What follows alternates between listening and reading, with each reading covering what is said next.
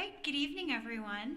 Thank you for joining us for our Demorest Keynote lecture as part of this, the 39th Annual Humanities Festival. My name is Valerie Anella Mayers and I'm honored to be the committee chairperson for this event. It's very exciting that we have been able to showcase scholars in the humanities and social sciences for this many years. We really appreciate seeing so many students here at Casper College and community members and those who came from around the state to be part of this event tonight. And I would like to especially thank our sponsors, Wyoming Humanities, Casper College, the Casper College Foundation, and the Margaret Demorest Endowment. I would like to thank the Goodstein Foundation Library, the Visual Arts Department of Casper College, the School of Fine Arts and Humanities, and many of our partners, the Goodstein Foundation, Library Western Heritage Center, the Natrona County Library, Art Corps, the University of Wyoming at Casper, and many others who are quite supportive of this event. Once again, thank you for being here.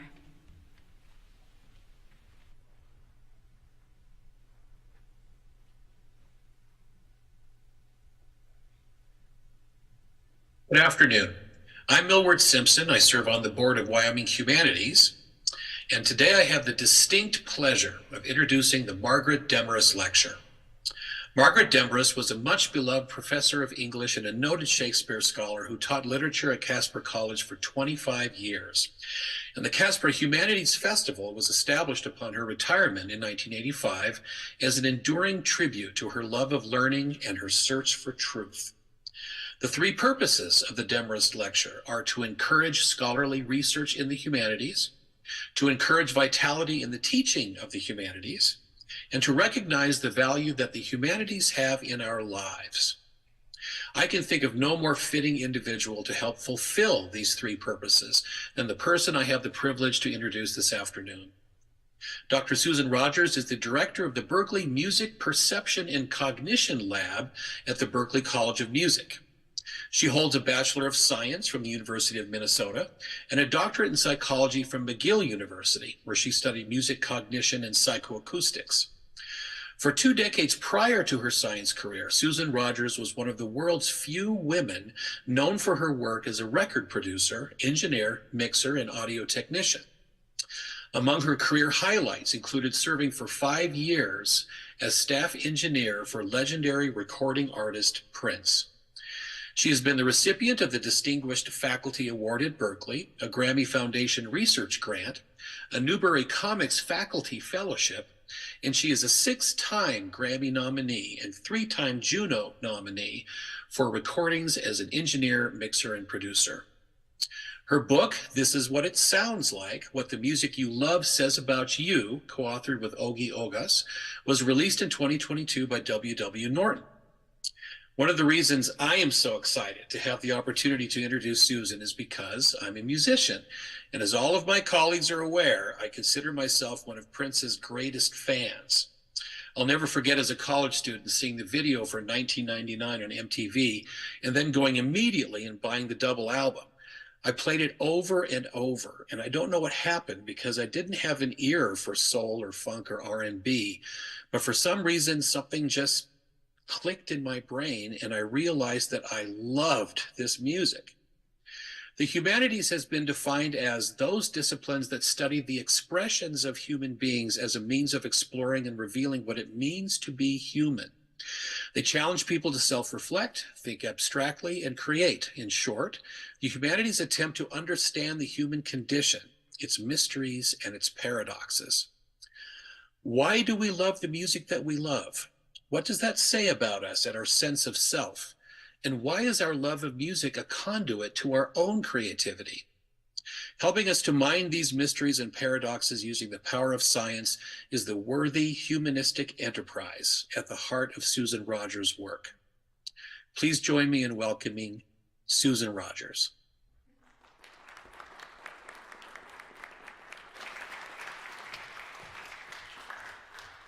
Hey everybody, thank you all for coming. Thank you, Mr. Simpson, for that wonderful, wonderful introduction. I just wanted to hear more of what he had to say. Not about me, but he seems like a very good speaker. Thank you, Casper College. I'll have more thank yous at the end here, but everybody's been so great. And thank you, most of all, for showing up.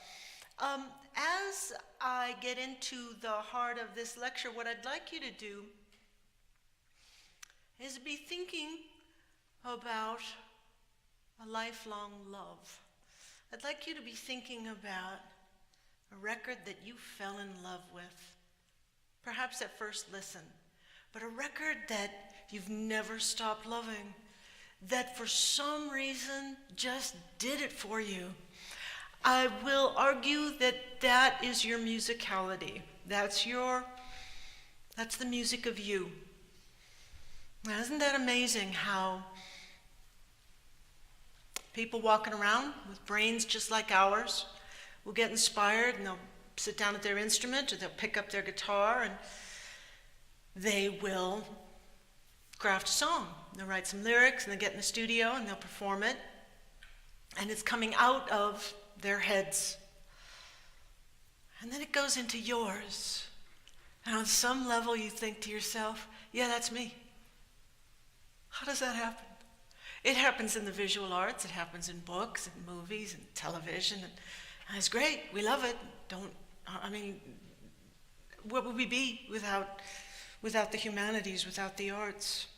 Anyway, I want you to be thinking about that love because that will be a running theme in this talk, is how on earth, more precisely, how in your brain does that happen? And don't be thinking that by learning something about it, it's going to destroy that mystery. No. It's going to make you love it even more because it's going to show you just how mysterious it is. It's crazy. All right, so I've got a pig sitting up here. I just bought it an hour ago at that Wyoming gift shop, but I like pigs very much. I entered college because I hoped to study their brains. They're very intelligent animals. Well, that wasn't to be because I earned my PhD late in life. If you get a PhD at age 52, it's pretty safe to say your science career is going to be short. So, oh well, I can still have my little buddy up here. So now I'm going to start with a story. It was 1956, and Bill Doggett was on tour with his band, and they were in Lima, Ohio. You probably haven't heard of Bill Doggett, but Bill Doggett played on a lot of records. Piano player, and he was an arranger. Played with everybody for decades. He passed away in the 80s. He was 90 years old. Anyway. Bill Doggett was on tour in 1956 with his band, and they're on stage, and the band is playing, and they're doing what bands do, which is you go and you play all around the world, and you play to get people to dance. And they were in between songs. Somebody was tuning or something, and the guitar player, Billy Butler, started noodling around on the bass strings of his guitar, and he's noodling around, and he kind of likes the thing he's doing. He's got a little groove going there, and the drummer kicks in. Yeah, this is pretty good. This is kind of nice, Billy. Let's go. And the drums and guitar start going, and bass chimes in, and Cliff Scott, the saxophonist, comes in. Cliff Scott comes up with a little riff, and people hit the dance floor. And if people hit the dance floor, you're giving the people what they want. So folks are dancing to this instrumental piece that the band is just making it up on the spot. Anyway, Billy he takes a guitar solo, and he does 16 bars. It might have been 24 bars because it was basically a blues-based kind of thing. So he does his solo, and then he turns to Cliff Scott on saxophone. Cliff Scott takes a solo, and he does a turn, goes round and round, gets a riff going, and Cliff Scott turns to Bill Doggett on piano and nods at him, meaning your turn, take it away. Bill Doggett was on the organ, I guess, not the piano. Doesn't matter. Anyway, he nods at Bill Doggett. You take a solo, and Bill shakes his head. No, we've done enough. It's been 5 minutes. Let's wrap it up. So they wrap it up, and they play a standard sort of coda that you would do on a danceable blues tune, and that's the end of that. And the band was happy with themselves because they just improvised on the spot, and it turned out great. A lot of people were dancing. Anyway, the band gets back into their set. A little while later, a fella comes up to the front of the stage, and he says to Bill Doggett, "Can you guys play that thing again? That thing you just did, that instrumental?" Okay, they remembered what they did well enough, and they played it again. The crowd went wild, and the crowd just hit that dance floor. The crowd was just jamming. Over the course of that evening, Bill Doggett and his band played this song 10 times. The crowd just kept asking for more and more and more and more and more. And Bill, the next day, gets on the phone and calls his record company and says, we've got a hit here. We've got to get into the recording studio. And they did. And the song was 5 minutes long, which would not fit on one side of a 78 RPM. Remember, this is 1956. 78 RPM vinyl, so they had to do it in 2 parts. But if you look it up, it's called Honky Tonk Parts 1 and 2. A great rhythm and blues track. That is a classic, a classic. It was recorded the year I was born, and yet I remember hearing it on the radio. It's been around a long time. So the reason I'm sharing that story with you is to illustrate the point that we, those of us in this audience, the listeners, are an integral part of what music is.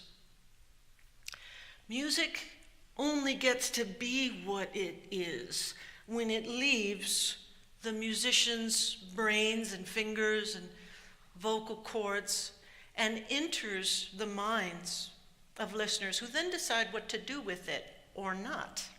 In this case, the listener's response was so positive, the brains of these listeners were saying to those musicians, yeah, that thing you're doing, keep that up, because that's what we like.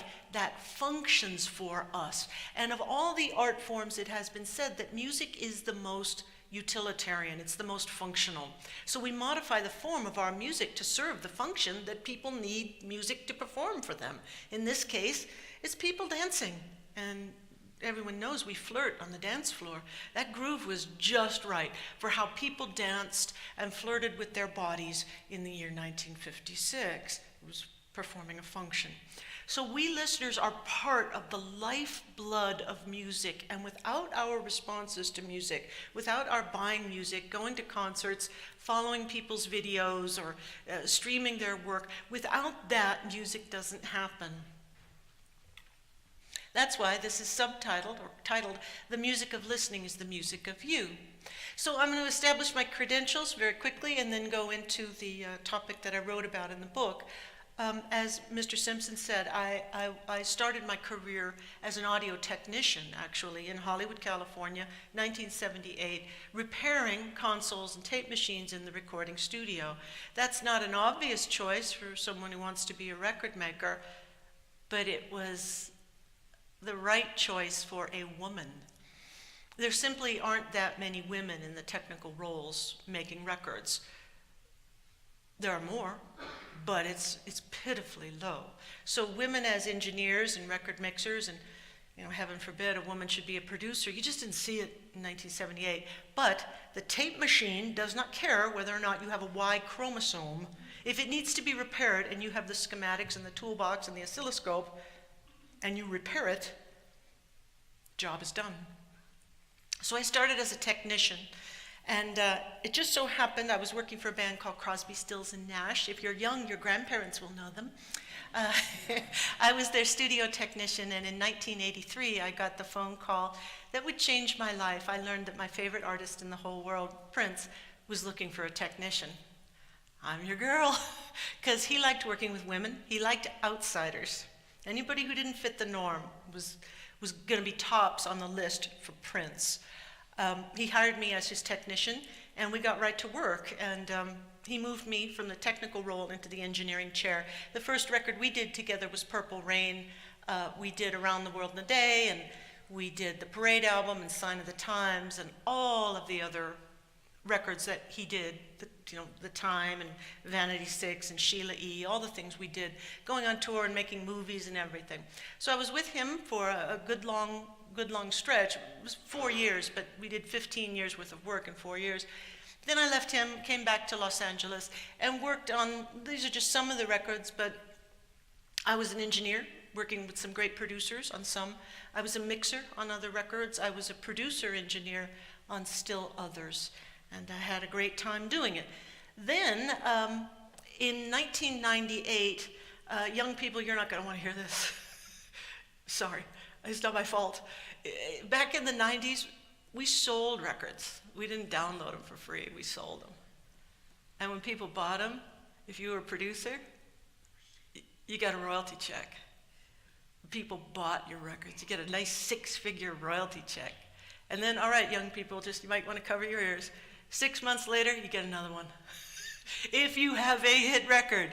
It was a horrible system, but for some of us, every now and then it could be a good system. So it worked out. So all that changed, in 2000, but in those days, you could make a lot of money making records. So I had a hit record with Bare Naked Ladies from Canada, and with that hit record money, I decided not to pay off my mortgage or build a studio. I decided to do what you're doing, to go to school. And I went as a freshman, I was 44 years old, to the University of Minnesota. Go Gophers! And I got my undergraduate degree, psychology and neuroscience. Went straight up north to McGill University in Montreal, got my PhD, and then I came a little further south, Boston, Massachusetts, to teach at Berklee College of Music in 2 departments, music production and engineering, and also in liberal arts, teaching psychoacoustics and music cognition.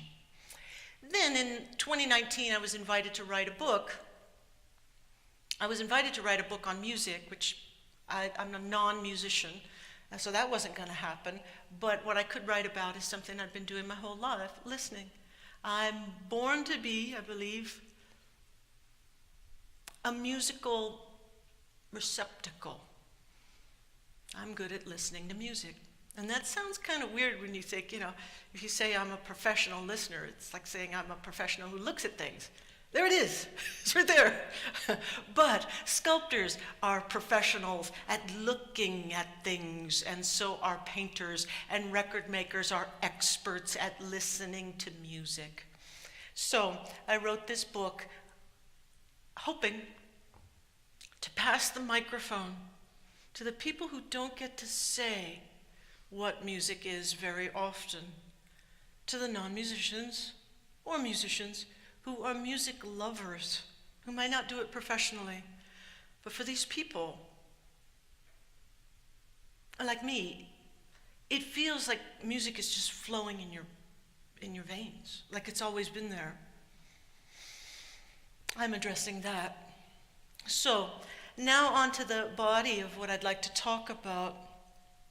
That's a famous photograph from 1963 of children watching a puppet show. And my friend Tommy Jordan is a musician, and he saw that photo and he said, if you're a musician on stage, that is what you want to see. When you look out into your audience, you want to see that. Yeah, that's pretty great. But the point I'd like to make to you is look at their faces. They're not all having the same reaction. So in each of those little bodies, endorphins are flowing and they're feeling a great deal of arousal, but they may not have the same opinion about what it is that they're experiencing. So this little fella up top is, yes, he's got his hand up there in a gesture of triumph. He totally approves of whatever it is he's seeing. But this one down in the front is like, no! And she's got her hands up almost in defensive posture. Her eyes are turning down a little bit. This guy over here is like, I think it's a little overstimulating for me. And this one is, what the hell is this? And the littlest one is, I'm not even sure what I'm looking at here. So all of that can happen to you. If you're a musician, you're on stage, you're performing, or if you've released a record and people are listening to your record. They might be, yes, this is great, or no, this is awful, or yeah, not really my thing, or yeah, I'm not even sure what this is. What am I supposed to be thinking about this? These diverse reactions are the end result of having expectations for what this stimulus is going to do. When you eat food, when you choose a book, or choose to watch a movie or play a video game, you have expectations that you're going to get rewards from it. Your expectations may be violated or they may be met depending upon your listener profile. Your listener profile is your brain's unique response to music. It started forming when you were in the womb. Because the womb is a liquid environment, in the final trimester, your auditory system is coming online. You can hear things. You're hearing the pitch changes in mom's voice. You're hearing the dynamics of mom's voice. You can hear Dad's voice late in that pregnancy, if Dad gets his mouth very close to the belly. So out of the chute, we are already having some sense of the distinction between consonance and dissonance, and how we use pitch and dynamics to signify what's going on with us, our emotions. So here's a schematic that shows schematically what happens if you're hearing a brand new piece of music for the first time. It also works the same way if it's a familiar piece of music. But let's say you go to a cafe with a friend, and there are musicians on stage, and there are people talking and eating and all the noises that you hear in a cafe. So what's going to happen is that those acoustic pressure waves hitting your left and right ear, it's just air molecules swinging back and forth. And they're going to push your eardrum in and out in that pattern, which is going to move the bones of your middle ear, which is going to move the structure that's inside the cochlea, which I would so love to get into the details of, because it is amazing. That little thing, what's going on in there, it's crazy. Anyway, there's a conversion that happens between the mechanical motion that's going up and down, corresponding to the pressure wave, and your analog to digital converter that is converting that mechanical motion into nerve spikes. And it's a very complex pattern going on in the brain. So you got that pattern going on, and it's a pattern that comprises all the sound you're hearing. The band, your friend talking to you, other people having other conversations, cutlery, noises from the kitchen, all that. So that whole stream is going to come into your auditory brainstem. And for survival reasons, the first thing that needs to happen is you need to perform a scene analysis. Because if there's a sound in that room that is danger, a danger signal, or, this has been studied, if there's anyone talking about money or sex, your ear is automatically going to say, whoa, whoa, whoa, now that's interesting. And is gonna shut everything else out and go over to that, because they aid our survival, those two things. And if you hear your name spoken, you will automatically drift toward that. Anyway, assuming you're not hearing anything like that, it comes in, it performs the scene analysis. And in this scene analysis, it might pick out, oh, there's some music playing. I recognize some music. Then that's going to go up the chain a little further to other ancient circuits, a network of circuits that analyze the timbres. What music? Well, there's, let's say, acoustic guitar, and there's a saxophone, and there's a vocalist. So that's timbre analysis. You may think to yourself on a very small level and very rapidly, this pleases me. Or you may think, I hate this kind of music. Just based on the timbre palette alone. If you go into a club and there's classical music or jazz music or electronic dance music playing, all of us in this room will perform that calculation in under a second. 500 milliseconds is all it takes for electronic music. This has been shown in laboratory studies. Anyway, after you're done with the timbre, now you route that audio signal to 3 different regions of the brain that perform further processing. For nearly all of us in this room, over there above our left ear, in the left hemisphere, you're going to process the lyrics. Over there in the right hemisphere, you'll process the melody, any harmony that might be going on. Right in the middle, motor cortex, you'll process the rhythm. Then, in the dashed lines, you'll process the art value of this. You'll process the performance, the authenticity of the performance. Is that singer bored? Seriously, is she just wishing she were out of here right now? Or is she really into it and really trying to get our attention?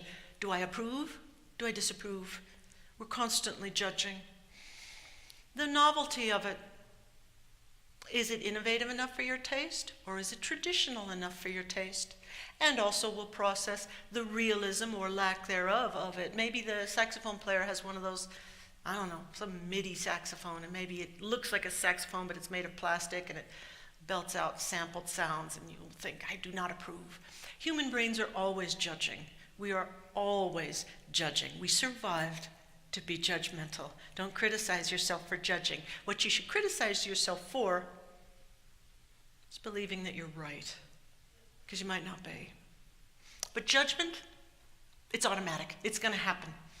Anyway, that's a relatively instantaneous process. What you're doing is moving your spotlight of attention around and you're listening for treats. Where's my treat? Is there anything good about this music for me? If you find something that you like, be it the sound or the style or the groove, if you find one element of that music that pleases you, you will release a little bit of dopamine. And what's going to happen when you do that? Is you're going to feel good. So let's go through the 7 dimensions that form your listener profile. Each one of us, I argue in the book, has a sweet spot on that dimension where music feels just right for you, kind of a Goldilocks zone. There is no better or worse. Of course there is objectively. We were on the stage earlier for involvement, an interactive involvement art, and there was going to be possibly some dancing on the stage, and I knew immediately that I was going to be very bad at it, and the folks who were dressed like dancers were going to be pretty good at it. So yeah, there are objective standards for what constitutes good, but don't be thinking about that. All you need to be thinking about is your taste and what's good for you. That's all we're talking about here. So on the dimension of authenticity, some of us in the recording studio, we like our performances to come from above the neck. And some of us prefer those performances to come from below the neck. So what does that mean? It's your sense of where in the body the performer was drawing from when he or she played that guitar, played those drums, programmed that drum beat even, although that's harder, or sang. Now personally, I've always had a fondness for below the neck. I like my music to come from the gut, from the belly button. I'll take a sloppy performance that's passionate over a technically perfect performance that lacks passion. I'll take that any day. Others have a different sweet spot. So for the epitome, I might say, there's many of them, but one of the epitomes of below the neck performance is the great Howlin' Wolf over there on the left. Howlin' Wolf was a gentleman. He took that stage in a suit. He took his music seriously. But when he sang, listen to his Smokestack Lightning, when he sang, that seemed to come up from his toes. He pulled his life up through his body and put that out into the mic. That's my sweet spot. I like that. But then we have the goddess, the queen, Ella Fitzgerald. I can't even, I was listening to her this morning. I had to turn it off because when I'm consuming greatness, it's so overwhelming. I just automatically get tears. Technical perfection, unparalleled, from the neck up. Technical perception, perfection. Ella brings my mind a little bit to a halt. So Ella was so perfect. When you listen to her, you think that's as great as human beings can be at the art of singing. You can't be smarter than that, more technically perfect than that. So I love that. I'm not saying that Ella didn't have soul. She had the same amount of soul as Howlin' Wolf. She drew her performances from the neck up, where the wolf drew his performances from the neck down. You may have a preference. If you prefer the Beatles over the Rolling Stones, your sweet spot on that dimension is probably from the neck up. If you prefer the Rolling Stones, it's probably from the neck down. Now, realism and abstraction refers to how we like the world to be represented. I need to keep my eye on the time. I'm doing okay. This English painter, J.M.W. Turner, hauled his paints and his easel down to the Calais Pier in 1803. He was a young man, and he did what painters did in those days. He painted what he saw, and the job was to paint the world as you see it. And you have to push oil around on canvas to make it look like water and clouds and sky and sails and the wood of the pier there and the women in their kerchiefs and all that. You're pushing one medium around and getting it to reflect light, to be different textures. He was good at it. And then some dude came along in the mid-1800s and said, "Hey, bro, check this out," and showed him a photograph. And all the painters of the day went, "Oh, we're so screwed," because It used to take a lot of time and money to hire a painter to paint a portrait of your family or to do your own portrait. You had to sit in the same clothes and sit really still for a long time, and the light would change. It was a whole big deal. And painters practiced their technique so that they could capture what you really looked like. But then this dude with the wooden box and the flash bulb comes along, and next thing you know, there's a portrait of your family. Easy. Damn. So painters were somewhat demoralized. But J.M.W. Turner was smarter than most, and he said, no. I'm not screwed. I'm free. Because I don't have to paint what the world looks like anymore. I'm free to paint what the world feels like. And he did. And he went back to that same spot on that same Calais pier, and he painted what's considered to be one of the first abstract paintings. Some circles say the first. It's Snowstorm, steamboat off a harbor's mouth. He painted what a snowstorm at sea feels like, where the sky and the sea, the water, they all blend together into kind of a swirl. Well, I read about this not all that long ago, and when I read about it, I went, exactly, the exact same thing happened to us in the music business in the late 20th century. Just as I was leaving the music business, somebody came along with a laptop and said, hey, check this out. Dink, dink, dink, dink. There's your perfect kick drum. Damn. In the days of realism, do you know how hard you had to work to get a perfect kick drum sound? With microphone choice and placement and tuning the drum. A little bit of EQ, you're going to use compression. Would it be better to use a limiter? Getting a perfect kick drum sound is hard work. It takes mastery. And then somebody comes along with this new technology and says, no, it's right here, I just click the mouse.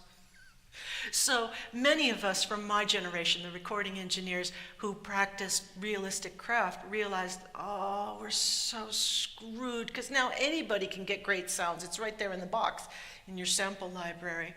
But some adventurous folks said, no, we're not screwed, we're free. We don't have to make records. Causing me a little pain, I'm from the old generation. We don't have to make records that depict what it sounded like in the studio. We can make records that capture the essence of what music feels like rather than what music is. All right, young people, it's all yours. Take it away. It's yours now. You're making abstract records that don't reflect, for the most part, what actually happened in a room. Okay. My students at Berkeley, so much younger than me, they prefer that.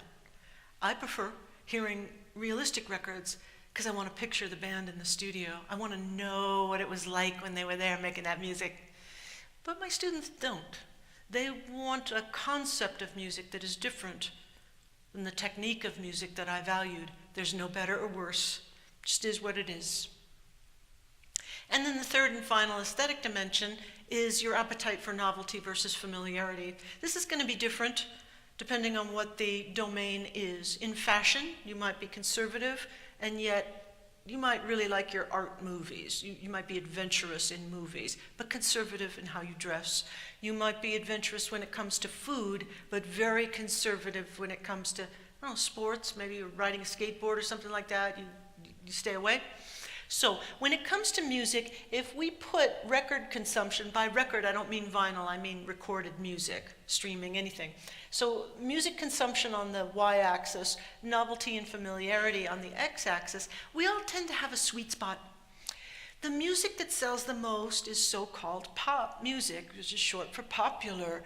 It's, in this given time, it is the most popular style, and it features a just right, for most people, blend of familiar elements, a 4/4 time signature maybe, simple drum groove, straight or syncopated, lyrics that you can understand and relate to, but it also has a lot of novel elements, which might be innovative sound design.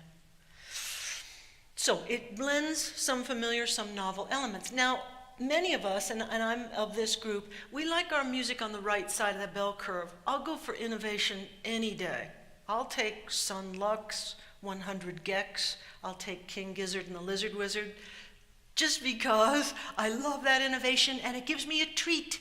I love hearing new ideas. My brothers, who are in my age group, they like their classic rock.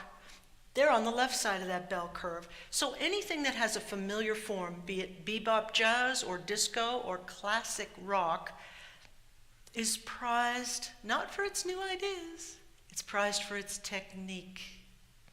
Whereas on the right, the technique doesn't have to be that great. Those punk records that we loved back in the 70s, they couldn't play that well. But it was innovative in the 70s, and we appreciated the newness of it. So where your sweet spot is, it's your sweet spot. Of course, it doesn't mean you don't like music on the other side of the curve. It's just what appeals to you the most on that dimension. Now we'll go through the 4 musical dimensions that you're familiar with, very briefly to say a word about them.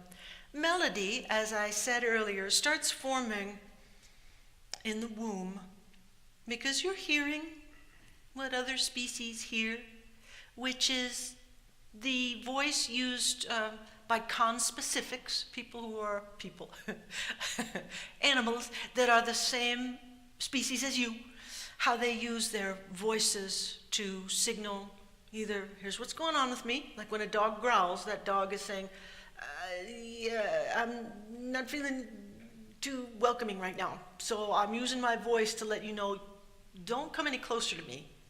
But when the dog gets excited and gives that happy bark and the tail's going and they're barking and they give that high-pitched yip, they're saying, I'm very happy and I want more from you right now. Please interact with me. So all of us learned how members of our species use their voices to signal what they want us to do out there and what's going on with us.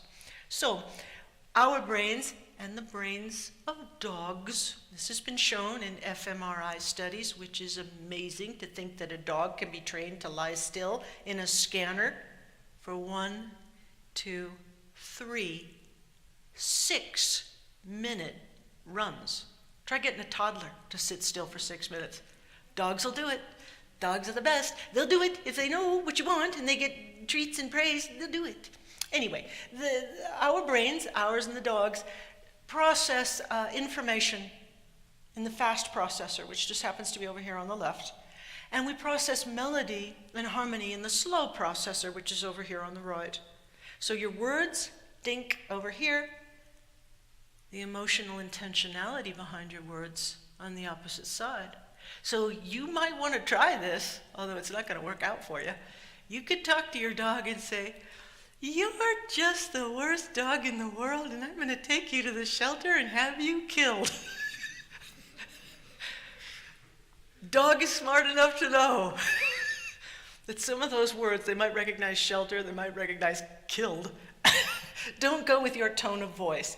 This has been shown in laboratory studies. So my point to you, young musicians in the audience, if a dog can figure it out, how well do you think a human does when they're listening to your vocal performance? Oh, hell yeah. They know if you mean those words you're singing.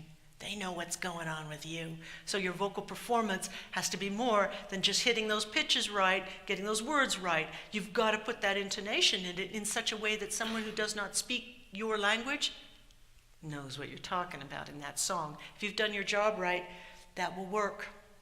The next dimension is lyrics. Lyrics tap into a principle in psychology called self-congruence. We can't help it. We like the lyricists whose words are congruent with our sense of self. That does not mean that we like the lyricists whose lives are similar to ours. I put Caetano Veloso up there. I put Lana Del Rey. I put Bob Dylan. I put Drake. They're up there not necessarily because my life is like theirs, but when they sing, even Caetano, who sings, he's Brazilian, he sings in Portuguese. When they sing, I get a sense of, I recognize that. I recognize that. The first time I heard Public Enemy, I heard Chuck D, I thought, yeah. Why would I do that? He grew up on the opposite coast from me, about the same age. We have similar interests.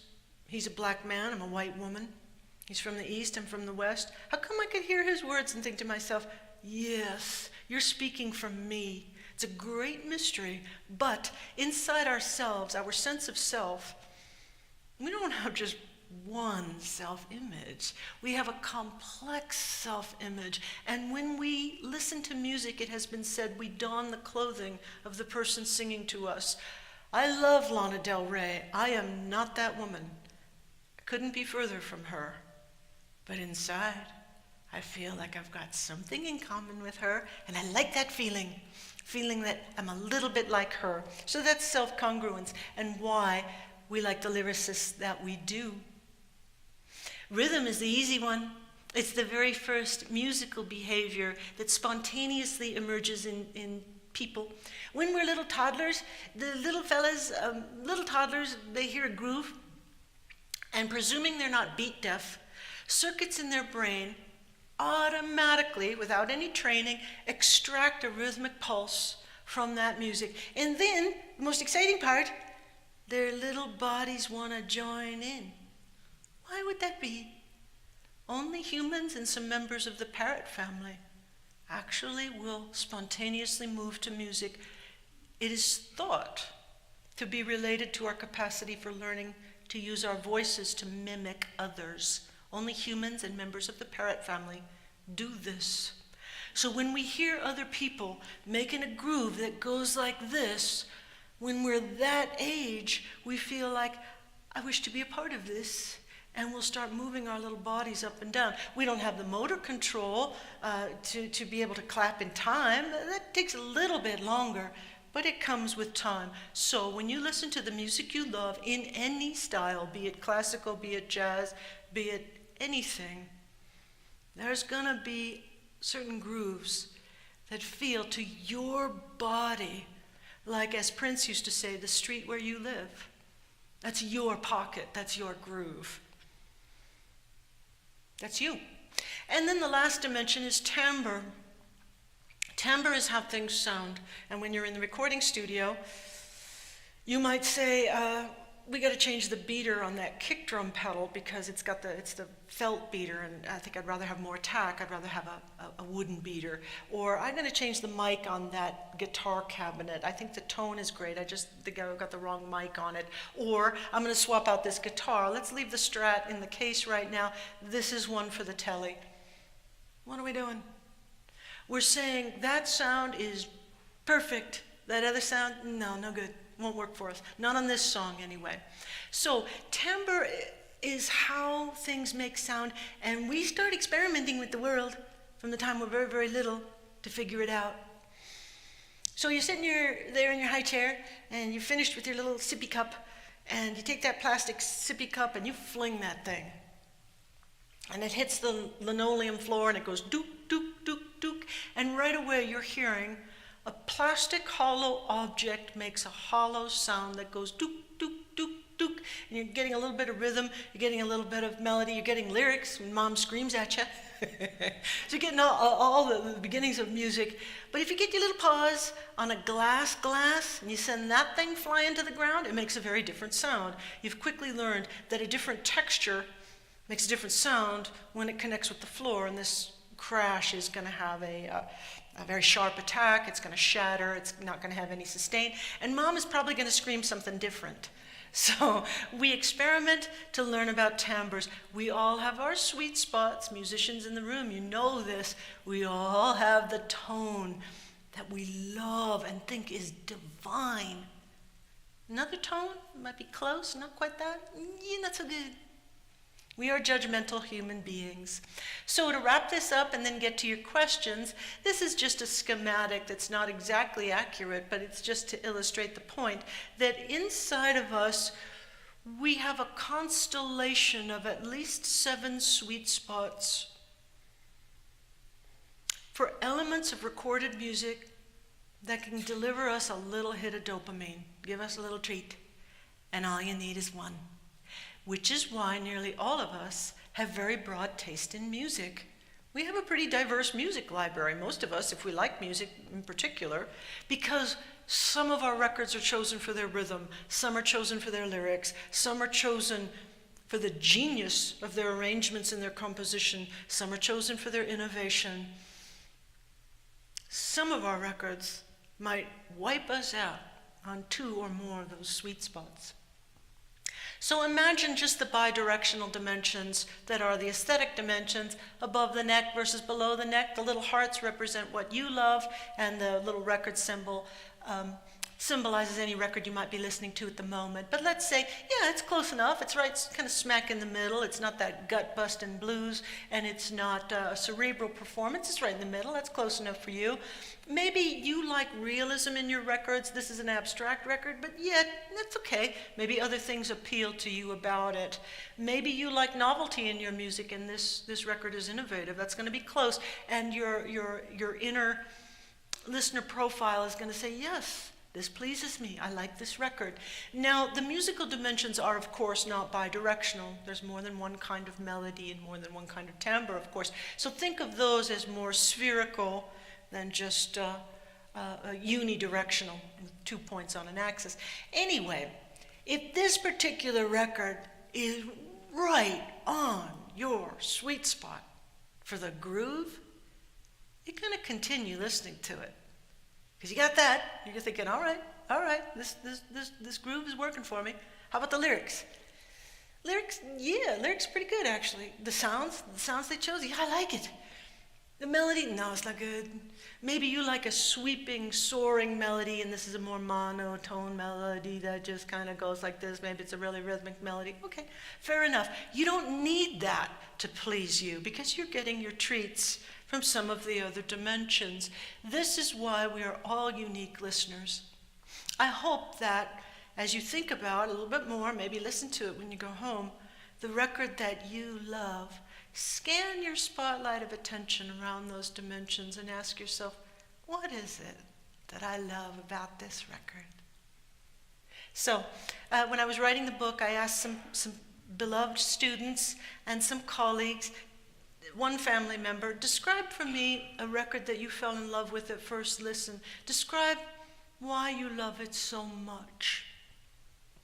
And this person says, when I listen to this, I feel seasick, I get chills, but for some bizarre reason, sometimes I chase that feeling. It was Eventually by Tame Impala. This one says, it's both threatening and inviting, but it conjures up a feeling of who I am. And he went on to say, like being both the mosquito and the blood that it seeks. This is Nina Simone's Funkier Than a Mosquito's Tweeter. Great record. This one says, I get a feeling of empathy for the performance, but also a solitary feeling. There's so much internal adventure in there. He went on to say, almost as if they had to record it right then and there, because if they didn't, it never would have happened. Mojo Pen by Jeff Buckley. We miss Jeff Buckley. This one says, if you close your eyes and listen for the full 40 minutes, there is no way that you cannot cry. He's been listening to this, well, he's 30 now. He's been listening to it since he was a kid. It's Goldberg Variations by Bach. This one says, it has a broodiness, a darkness, and I'm drawn to dark things. It sounds like it's speaking almost from beyond the grave. And she went on to say, like Emily Dickinson looking down on her own body. What could this be? If you don't know her, you should check her out, especially if you're a young person. Sheena Ringo. This is Religion. She's Japanese. This one says, the feeling is solemn, but there is happiness and hope. If I knew that a nuclear bomb was coming, I'd put on that record. Record makers, can you imagine? Can you imagine it being better than that? When someone says, I'd be okay if this was the last thing I ever heard in my life. A lot of people talk about the music they want played at their funeral.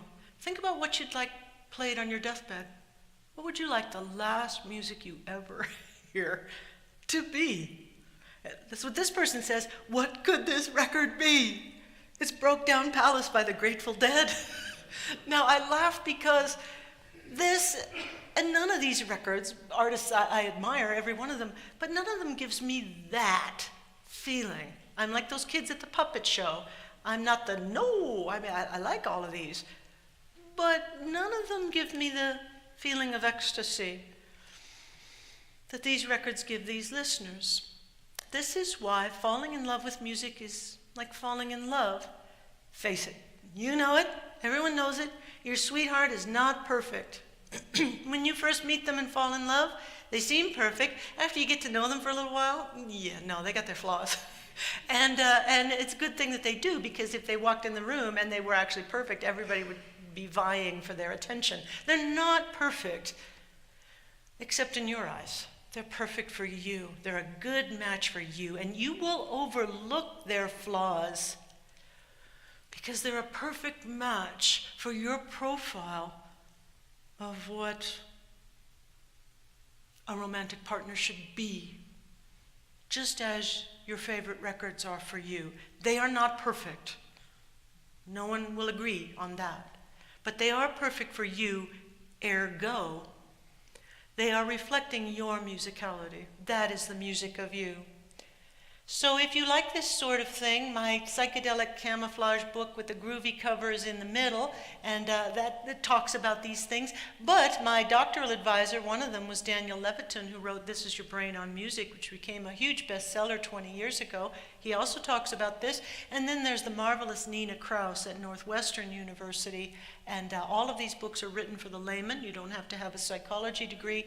They are written for music lovers. And if you like this sort of thing, I think you will really enjoy these books. So thank you very much for listening. Now, there is time for your questions. There's a microphone standing right over there, stage right. And if you need, if you have mobility issues, a microphone can be brought to you. Valerie will grab one and bring it to you. So either way, I'd like to take your questions. Thank you very much.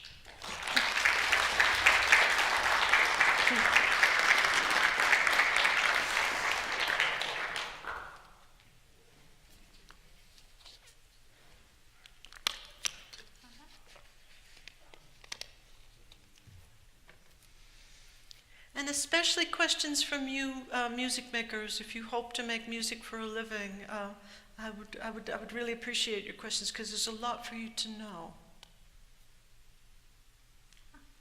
Coming to you. Do I have to do it? I think so, because this is going on the PBS program, and so I think they want that for the audio quality. Earlier you mentioned punk rock, and on that bell chart, I've never considered punk rock to rate as pop. However, it did encapsulate both of those elements. True. Where would you place punk rock in it? Well, at the time when it was coming up in the 70s, it was quite innovative, because rock music was, there was Jeff Beck, and there was Jimmy Page and Eric Clapton, and there were these rock gods on guitar who prided themselves on their technique and their knowledge of music. And the punk musicians were like, screw technique, all that matters is the spirit of rock and roll. And we got the Ramones, who basically said, you know what, we're just all going to give ourselves the same last name, wear the same uniform, the leather jacket, the blue jeans, and just thrash our instruments. You had the Replacements. A couple of them were drunk all the time and couldn't play. You had the Sex Pistols. A couple of them couldn't play either. So they were innovative on the front of the bell curve. But what ends up happening with that bell curve is that over time, as new styles become more familiar, pop music makers imitate those styles. And if they have a hit by drawing some elements from the most innovative styles, if anyone has a hit with it, it then moves into a category that can be called pop. And then, as the bell curve keeps moving forward, it becomes classic. So yeah, but the new punk today is manipulating the timbres. They're working with noise and circuit bending. Do any of you know about circuit bending? They take apart electronic toys and then live with it hot wired and going through an amp, you move the circuits around and make all kinds of innovative noises. So punk is changing, as all styles are, but it's always going to be out in the front until the form becomes classic. Thank you. Thank you. Thank you for being here. Thank you. When you have been producing records for so long, and is there any advice that you consistently give to music makers? It depends how experienced they are or how new they are to the recording studio. In general, a producer's job is to give the artist what they don't have and need you to provide for them. To young music makers, to students at Berkeley, a very useful piece of advice is, heaven help you if you go into that studio and you think that you're going to take your style and slap it onto that artist and that song, and you're going to just dictate how they should perform and make sure they do it your way. And you come out of the studio and you think you're done. No, that's not how we make music. What a producer has to do is find the artistry that is innate in the songwriter, find the seed of their impulse to write that song. What were they trying to say? What inspired them to write that song or to come up with that riff, like Bill Doggett and his band on that stage in Ohio? He was just noodling around, but all of a sudden they realized we got a groove here and people are dancing to it. So what is the genesis of it, and what's the best expression for that seed? That's general advice that applies to everybody. It's only when you're really, really experienced that you can go in and approach your craft with a bit more of a formula. Like Prince, for example. By the time I worked with him, he knew what worked, and he could make his decisions really, really fast. He didn't have to do experimenting because he already knew himself so well musically. But the beginners need to explore what they're good at and what they're not good at. Just like casting actors in a film, the director needs to know what sorts of performances you can pull out of that actor and not push them to do something that's simply not in them. They're going to look bad. And you, director, that was your fault. You miscast this actor. So likewise with a producer, you're finding the music and the artistry within them, and you're sculpting and molding that artistry to get it to be as good as it can be today. A year from now, 5 years, 10 years from now, it's going to be more developed and it'll be better. But this is the best you can bring out of them today. That's I think the general best advice to give young producers for sure, or for producers to give artists. You spoke of how our brains process melody versus lyrics. And how music is relative to the listener, and how we want to find this magical Goldilocks zone and get that endorphin release. Would you say that, is there a study or is there a preference from the general population that gravitates more toward melody or vocals and how they relate to a person? Very much so. Some research I did for the purposes of this book asked people what they see in their mind's eye when they listen to their favorite music, and I was amazed to discover that roughly 20% of music listeners across all 50 states in the US, 20% make up a story based on the lyrics, either involving the artist or involving themselves, or just in many cases made up characters. That blew my mind because I've never done that. There are many people who will tell you, oh, I never listened to the lyrics. Believe them. Their brains are not looking for treats over there. They rarely find them in their case. And if the melody is giving them everything they want, they're going to hang right there for that melody, and they're going to continue to consume music based upon that melody or that groove or that timbre, that sound of those records that they really love. So there really is a distinction between folks who are drawn to melody, and I include in melody chord progression and harmony, and the folks who are drawn to lyrics. It depends on the function and what we need music to do for us. Some people would rather have a smaller portion of food that's very high in calories. They need that fat, they need that energy. They'll take a small portion to get that energy. Other people would rather have a low-fat dish and fill up on it, a really big portion, because they want that feeling of fullness. And music works in a similar way. We're seeking something that our internal metabolism, as well as our internal nervous system, wants. What do you like? What do you go looking for? I find that music in general, melody-wise, can make you feel. Well, you listen to classical music without words, Yes. and it can bring you to tears. Oh, I know. Or you listen to Sigur Rós, for instance, and they're Icelandic or whatnot, or forgive me, I don't remember where they're from, but the music makes you feel Yes. something special. And yet there are, you have the Taylor Swift of the world singing about breakups, and so many people can and relate to that. But Exactly. I guess in that sense of, like, does the population gravitate toward one or the other, or is it split down the middle, or do you think it is more vocally? I don't know if the research has ever been done to see the percentage of listeners. It may vary with age. It may, when we're younger is when we need problems to be solved for us. We're trying to find our place in the social world. And you don't know who you are. You're trying to find your self-identity. And listening to music can be a really good way, especially through the lyrics, to teach you about the world that you're about to enter as an adult and to figure out what your place in it could possibly be. So we might be more, I'm guessing here, more lyrically inclined when we're younger. And let's bear this in mind, there are a lot of people who simply don't have a deep passion for music. They like it, but they wouldn't necessarily say that they love it. Now this is going to sound dismissive of the marvelous Taylor Swift's career. I don't mean to be dismissive. I have tried to listen to her music and find my treats, what I like, and I don't find any for me.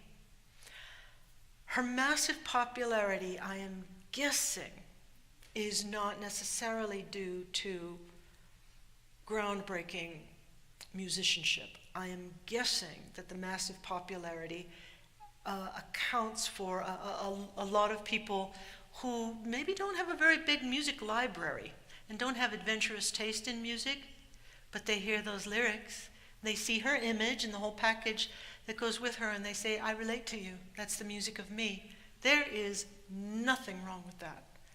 We wouldn't have people making money in the music business if we didn't have people, artists, who appealed to consumers who just aren't crazy about music. Here's the parallel. And I'm not drawing a direct parallel between Taylor Swift and McDonald's, but I am drawing a parallel. McDonald's may be, for all I know, the most popular food in the world.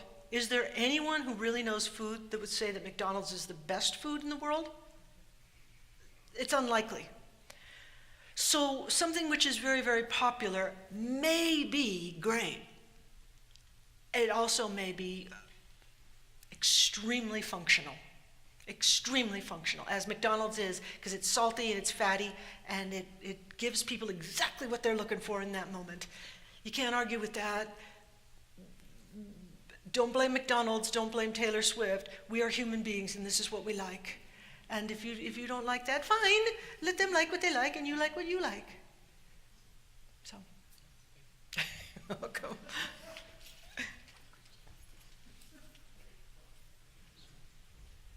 So you worked with Prince. Do you have a favorite story that you can share with us?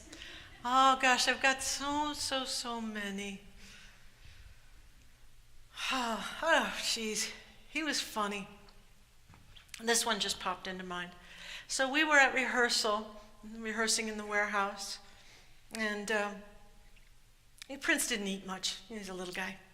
And yet he reluctantly had to give his band a lunch break. Because he'd just as soon keep going for 12 hours. But he had to let people stop and eat. So yeah, we took a lunch break. And he's staying up there where the instruments were all laid out to continue playing. Anyway, our front of house mixer, Rob Cubby Colby, Cub we were rehearsing for a tour, and Cub, he's a good man. He's not going to take a break if his boss isn't going to take a break. So Cub knew in advance to have a candy bar, some little snack there, in case Prince decides to stay rehearsing. So Cub had a Payday candy bar, and it's the nuts, and anyway, it's sitting there on his console. Cub needed to use the restroom. He uses the restroom, comes back, his candy bar's gone. Prince is sitting there at the piano, eating his candy bar. And Cub says, hey, you took my Payday. And Prince has his mouth full of candy bar, and he says, payday's not till Friday. I don't know, it's just a stupid story, but he was funny like that, and he was He was loving. He had, that man, imagine this. It's hard to imagine. You're 25 years old. You were from North Minneapolis, from a very poor family. You were kicked out of your home when you were 14 years old. You had to live with your childhood friend. You didn't have a home when you were 14 years old. And now you're 25 and you're a multimillionaire. And you have employees. And you have a band. And you've just signed a contract to make a semi-autobiographical movie about your life. How much life have you had? You're 25 years old. You are on your 6th album, because you got signed to a major record deal when you were 18 years old. And you're from North Minneapolis. You're not Michael Jackson. You're his same age.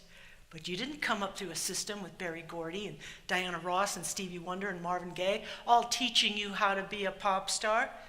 You did it on your own. And by the way, you're in your home studio, not Westlake out in Los Angeles. You're in your home studio. And you don't have Quincy Jones producing for you. You don't have Bruce Swedian engineering for you. You don't have a producer in the room. You've got an audio tech, a technician who repairs the equipment as your engineer. She's not much older than you. And all the people you call your friends in your inner circle are people you give a paycheck to. And you're 25 years old. How do you keep that together? How do you not go off the deep end and make a public fool of yourself? He didn't. He kept it together. And in order to keep it together, he had to be an impenetrable wall on the surface. But that didn't hide the fact that in his heart of hearts, he had a warm and loving and funny as hell heart. This is why I and the folks who knew him well will always talk about him, because we loved him and we admired him and he was good to us and we respected him. It was very, very difficult to work for him, very difficult, because he was moving at a superhuman fast pace. And those of us who worked for him were constantly shoveling coal into the engine of his machinery, which was moving really fast. Michael Jackson had a huge team of Hollywood music industry professionals. Prince had a skeleton crew of young people, and yet we were right there with Michael Jackson at the top of the charts.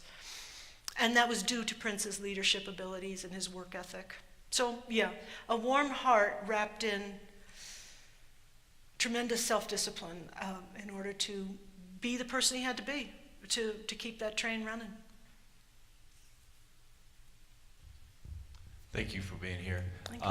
Just to kind of piggyback on Prince, I've been a fan since his For You album all the way up till his passing. When you worked with him, just from listening to his stuff from the early years to the later years, I saw such a metamorphosis as far as his musicianship is concerned. That there was always that, it seemed like there was always that heavy synth, you know, always intertwined throughout his discography. From your perspective, when you were with him, how did he grow as a musician, and how did you grow along with him as an engineer? Good questions. So Prince was someone who knew himself as an artist very, very well by the time I joined him. If you have you listened to 1983, A Piano and a Microphone? Yeah, so for those who don't know, every day Prince would sit at the piano. When he got up in the morning, he'd play. At night, at rehearsal, sound check, he was always playing, either guitar or piano. And there's a tape made. He decided to just record his thoughts while he was on the piano. It was right before I joined him, but it's Prince at the piano. And there's the only other person there is an engineer, would have been Don Batts. And what you're hearing is his musical mind as he's on the piano. And he's going through little snippets of songs. He just doesn't want to forget. He was, in 1983, his brain was moving as fast as it was ever going to. This is a genius whose brain is moving as fast as it's ever going to go. So you're hearing him capture some snippets just on cassette. And when you listen to his left and right hands, you're hearing his musical mind. And what you'll hear as he plays is that the man knows blues. He knows blues. He'll get a blues riff going. And then you can hear that he's a little bored with it, and he walks it back or modifies it to make it kind of pop, melodically pop. You can hear in his harmonies, in his left hand, the man knows harmony. He knows jazz. His dad was a jazz piano player. He knows jazz, and he'll move around, and he'll get a little jazz, and then he just can't help it, and he goes back, and he turns it into pop. He knew that he was, in his heart of hearts, a pop writer. By pop, I mean someone who took pretty straight-up rhythms, nearly all of them in 4/4 time, simple melodies. He was a genius with melody. He was a genius with programming that drum machine. And he was a genius arranger of his own music. He had a watchmaker's skill at fitting individual parts, the rhythmic parts, the harmonic parts, the counter melody parts, the melody, the lyrics, at fitting those parts together in such a way that he did something that is extremely rare. He would say to me, you know, when you're making a record, in theory, he was wrong, but he would say, in theory, any instrument should be capable of being the loudest thing in the mix. Most music doesn't go like that. But Prince's music fit almost like a kaleidoscope, where you could move your spotlight of attention onto any instrument and follow any instrument, because none of them were intended to be in the background. You can only do that when you know your own artistry so well that you know, as you're laying down that drum part and that bass part, you know what the keys are going to do, you know what the guitars are going to do, you know what the background vocals are going to do, you know how this is going to go. That's superhuman creativity. Anyway, so while I worked with him later on afterwards, Prince was an extraordinary arranger for having an exceptionally rare ability to know himself and to know what he was going for. So your question asked, how did he evolve? His range of experimentation was actually fairly narrow. In 2017, when I went out to Paisley Park, I was stunned and a little bit pleased to see that the musical instruments and the recording equipment that he was using is the exact same stuff we used when I last saw him back in 1988. Still using it. The reason for that, the reason he wanted all his tools to remain the same, is to fuel his lightning-fast creativity. He would not spare the time to learn new musical instruments or sounds. The ideas were coming so fast. In neuroscience, it's what we call hyper-creativity, and it is actually a faulty brain, a brain that's got a couple of faulty breaks in two very important circuits over here in the right hemisphere. So Prince was a hyper-creative whose ideas were coming so fast, he needed his tools to stay somewhat constant. He did change as musical styles changed, but he never sold out. Here's a terrible track. You don't do terrible tracks with Prince very often, but when rap was coming around in 1987, he decided he'd do something that was rap-like. We did a horrible track called Dead on It. He was kind of, sort of rapping, and in the chorus he goes, the only good rapper is a rapper who's dead on it. It was bad. We never finished it. It was bad. He didn't do bad stuff very often, but he was trying it out. You know, is there something for me in here? And he right away realized, no, this is not me. He was true to himself his whole entire career. I admired that about him, because that takes guts too, because you know your style is going to get old. It's going to get old, and they're not going to like you anymore. And in music, that window is about 5 years long, and they're not going to like you anymore. So next you have to think about becoming a legend and just hanging in there until the audience comes back around and rediscovers you. You also asked how my own artistry changed. It couldn't change much with him.